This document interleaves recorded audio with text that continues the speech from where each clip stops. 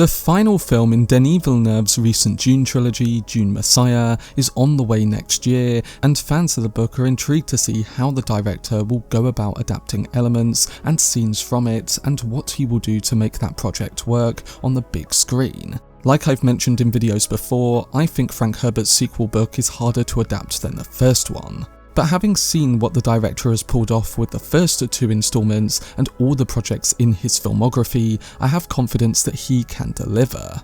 In the previous videos, I've talked about how he might adapt the Stoneburner scene and the antagonist's Sightale, but there are other important characters and elements that also need addressing. So in this video, I'm going to be discussing how director Denis Villeneuve might go about adapting the characters of Alia Atreides and Hayt from Dune Messiah.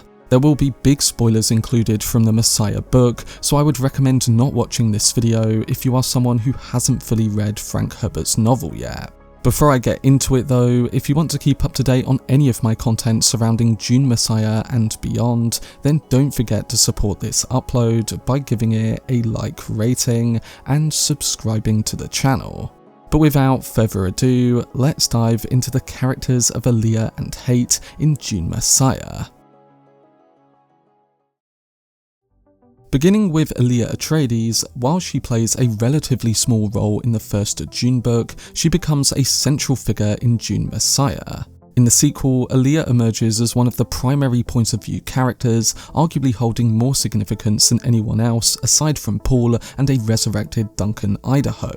At around 16 years old in the Messiah storyline, Alia is portrayed as even more headstrong and rebellious than she was as a child during the pivotal moments of the first Dune. Similar to Emperor Paul Muad'Dib, Alia has now garnered a following on Arrakis, attracting pilgrims from across the universe who come to revere her. While she carries out various religious ceremonies to maintain control over the populace, she often neglects her official political responsibilities, opting instead to operate from the shadows. She even listens in on conversations from above Paul's Golden Lion throne. She's a character that possesses a raw and sharp wit, an unsettling depth of knowledge, and a kindness that can be surprisingly harsh, all while her thoughts can be seen as reckless. Now, readers of the Messiah book might argue that Herbert appeared uncertain about Alia's direction in the second novel. There is a sense of empathy for her as she navigates the tumultuous emotions of youth, which often collide with the wisdom and experiences gained from the memories of those who came before her. There are also two rather awkward subplots concerning Alia's uncertainty about her identity that Villeneuve may change or even wish to steer clear of, such as the unsettling romance with a resurrected Duncan Idaho, who is middle-aged while she is still a teenager. But a lot of this stuff surrounding her character is also very central to the whole arc of Messiah, and how certain characters we follow find disconnection both with others and themselves. Alia is prime to this, and while I think that Denis will change certain elements of it, I believe that he will keep the integral focus of that thematically. Moving on to the character of Hayt, he is the resurrected form or Gola of Duncan Idaho, who was once Paul Atreides' swordmaster. The Tleilaxu, in collusion with the Guild, have brought this Gola back to life with the intent of eliminating Paul.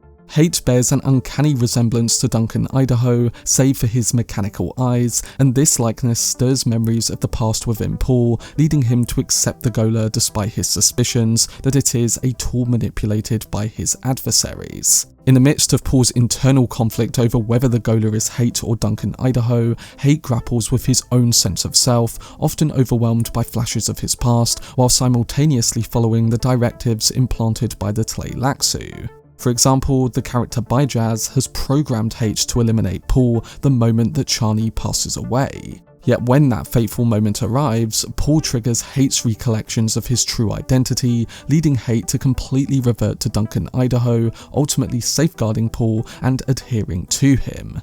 Now, with all this in mind about both Alia and Hayt, there are some other major concerns about how all this will work. To start with, Anya Taylor-Joy, who is playing Alia in Messiah, is currently 28 years old, while Jason Momoa is 44. This age difference suggests that even if the characters are aged up for the Messiah film, adapting this aspect of the storyline may still present some challenges. I personally think that they will play into Alia's unique aging to address it, and I'll discuss that a bit more towards the end of the video when talking about how Denis will adapt both of these characters. But the other more problematic thread is one that I think Villeneuve could remove. And that is how in the plot to eliminate Paul, Reverend Mother Helen Mohiam seeks to influence him into longing for his sister, aiming to have him father a new heir that the Bene Gesserit could control as the Kwisatz Haderach.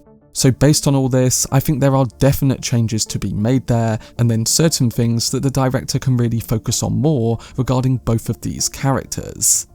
But before we come to the potential adaptation of Alia and Hayt, what is their journey in the Messiah storyline?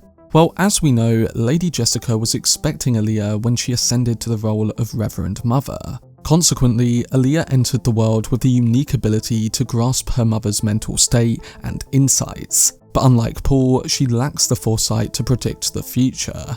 In Dune Messiah, the Pilgrims of Dune revere Alia, viewing her as a divine figure. Despite this adoration, she feels a deep resentment towards their worship and frequently yearns for a more ordinary existence. As the Guild conspiracy plots to mate Paul and Alia in order to produce the desired Bene Gesserit heir, Alia becomes increasingly captivated by Hayt. Hayt, equipped with mentat abilities and exceptional combat skills, presents a unique challenge for her because she is battering the lingering influence of Baron Harkonnen within her. Their connection is intricate and ambiguous, adding layers of complexity to their relationship.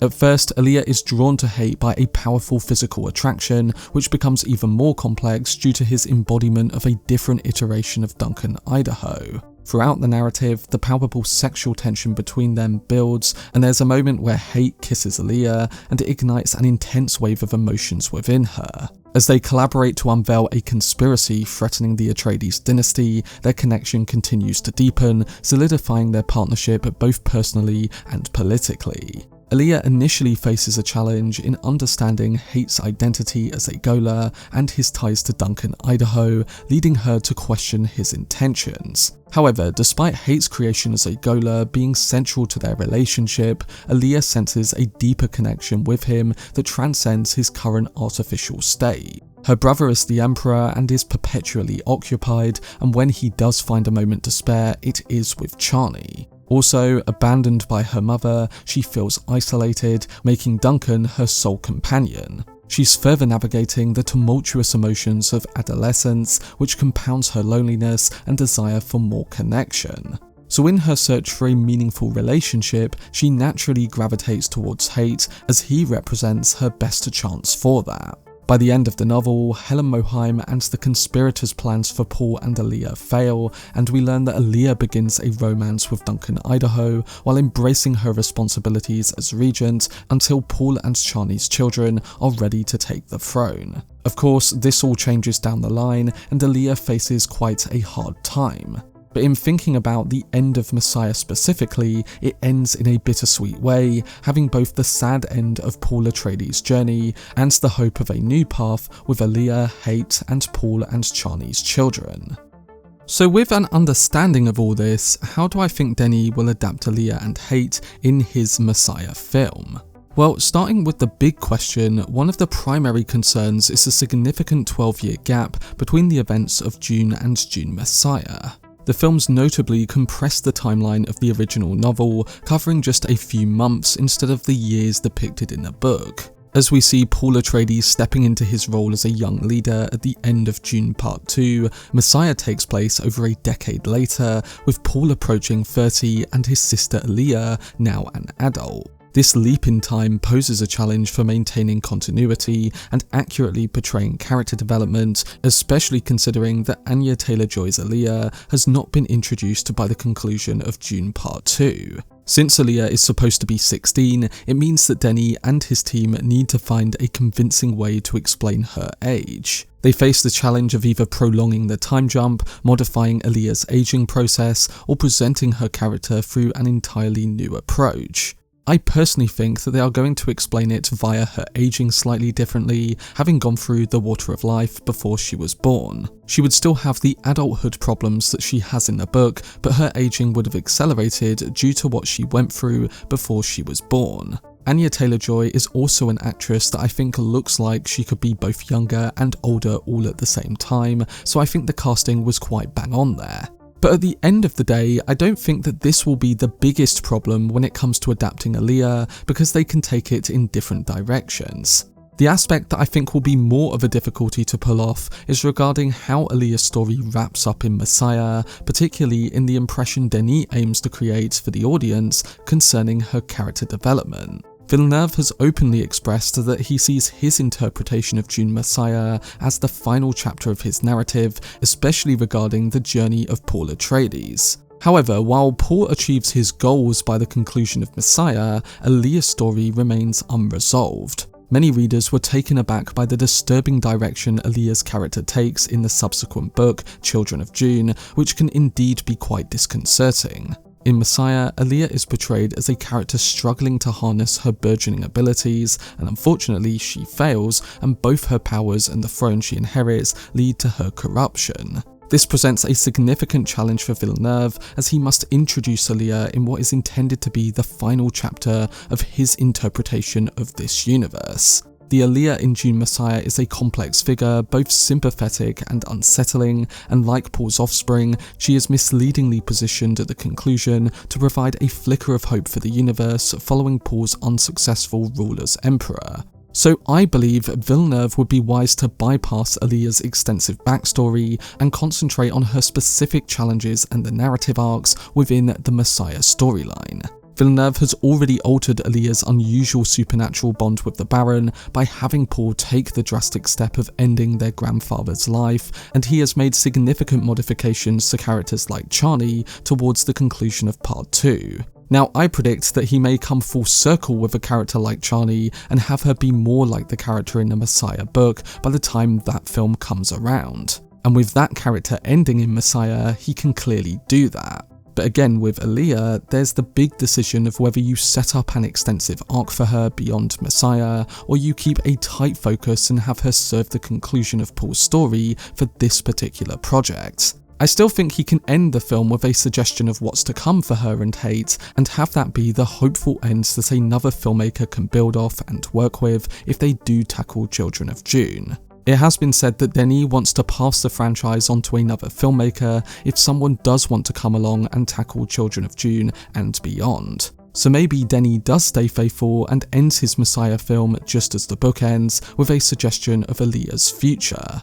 I think this is the most likely option, as it would act as both an ending to Villeneuve's saga and a beginning for another filmmaker if we do see another film or the start of a new set of movies.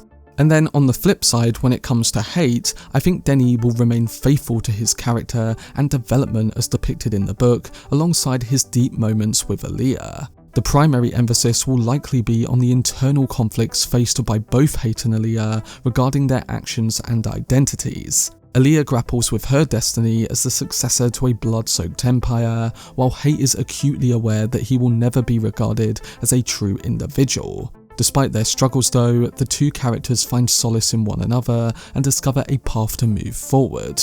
So I think it will be that romance that is at the true heart of Messiah's motifs, and it can act as the counterbalance for all of the issues surrounding Paul, his time as Emperor, and the plotting against him. Sure, Alia and Hayt are right in the middle of that and involved in all of it, but the many moments they share together and the chemistry they build can act as a pivotal part of the contrasting themes surrounding Messiah's story. Alia and Hayt were two of my favourite characters from Dune Messiah on reread, and I think if done right, they can really stand out in Villeneuve's adaptation of that book.